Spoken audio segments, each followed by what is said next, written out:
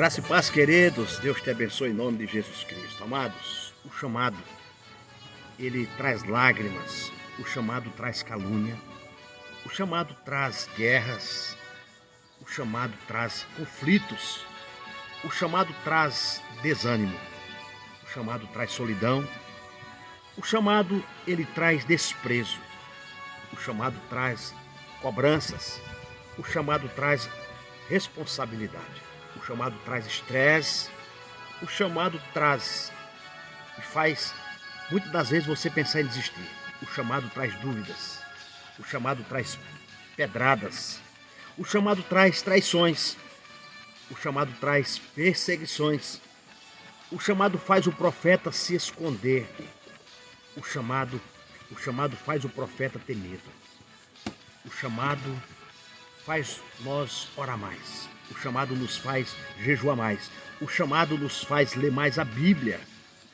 O chamado nos faz ser mais íntimo de Jesus Cristo.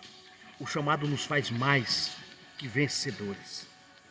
Meu querido, temos, porém, este vaso, este tesouro em vaso de barro, para que a excelência do poder seja de Deus e não nossa. 2 Coríntios, capítulo 4, versículo 7. Queridos, antes de desistir, lembre-se de quantos estão de pé por uma palavra ou uma atitude sua. O seu propósito é para ganhar almas, que possamos olhar para o alto, que de lá vem o nosso socorro.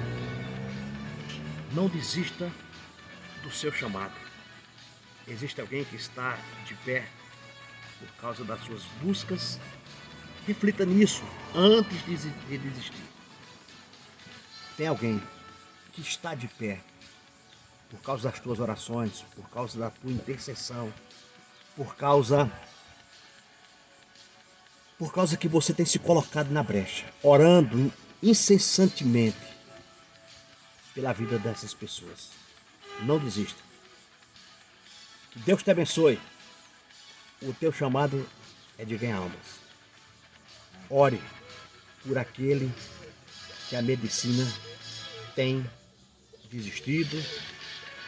Ore por aquele que a medicina tem desacreditado. Ore porque você vai ver o teu milagre. Olha o meu milagre aí. A medicina teve rejeitado pela medicina, foi desprezado pela medicina, mas este é o meu milagre.